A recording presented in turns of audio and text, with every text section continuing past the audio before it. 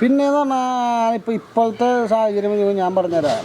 ആന മാസിലും കൊല്ലത്തിലും ഒരു കൊല്ലം തയ്ച്ച് നിൽക്കുന്ന ആനക്കാരൊന്നും ഇല്ല ഇപ്പോൾ. ഇല്ല, അതിപ്പോൾ ഒരുപാട് ആനക്കാർ മാറി കയറിക്കൊണ്ടിരിക്കുക. ആനയുടെ വിശ്വാസം നഷ്ടപ്പെട്ടു.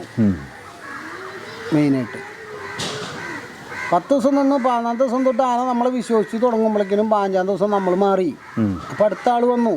ഇപ്പം എൻ്റെ രീതി ആവില്ല മറ്റൊരാളെ രീതി. അപ്പോൾ രീതികൾ മാറിക്കൊണ്ടിരിക്കുമ്പോൾ ആനകളുടെ സ്വഭാവം മാറിക്കൊണ്ടിരിക്കും.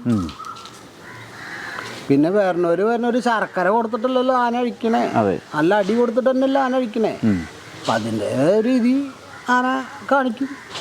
അതിനാണ് ചേട്ടൻ നിൽക്കുന്ന സമയത്തും ഈ പഴക്കട അതുകൂട്ടുള്ള പലഹാരക്കട കണ്ടു കഴിഞ്ഞാൽ അതിൽ നിന്ന് ഇന്നേ വരെ പോയിട്ടില്ല. എൻ്റെ ഞാൻ 2 വട്ടം ആനയ്ക്ക് പണിയെടുത്തിട്ടുണ്ട്. 2 വട്ടം ഈ ഓരോ കടയിൽ കയറി ചെല്ലി അല്ലെങ്കിൽ മറ്റുള്ള നാശനഷ്ടം ഉണ്ടാക്കി ഒന്നും ചെയ്തിട്ടില്ല. ഒരു വട്ടം ആന എൻ്റെ കയ്യിൽ നിന്ന് തെറ്റിയിട്ടുണ്ട്.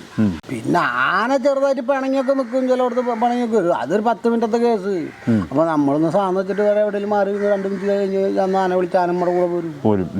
ക്ഷമിക്കാനുള്ള നേരം ആർക്കും ഇല്ലല്ലോ. അവിടെ നമ്മൾ വിലക്കാൻ പോയി കഴിഞ്ഞാൽ പിന്നെ ആന തെറ്റിക്കൊണ്ടിരിക്കും.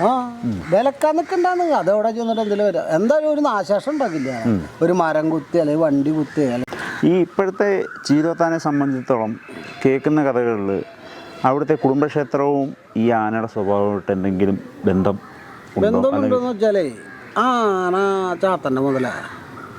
അതാ ചില നേരത്തെ ചാത്തൻ്റെ സ്വഭാവം കാണിക്കും. അത് നമ്മളിഞ്ഞ് എത്ര തല്ലിയിട്ട് കാര്യമില്ല, നിന്ന് കൊള്ളുള്ളൂ. ആനയ്ക്കൊരു മേക്കുണ്ട്, ഒരു രീതിയുണ്ട്.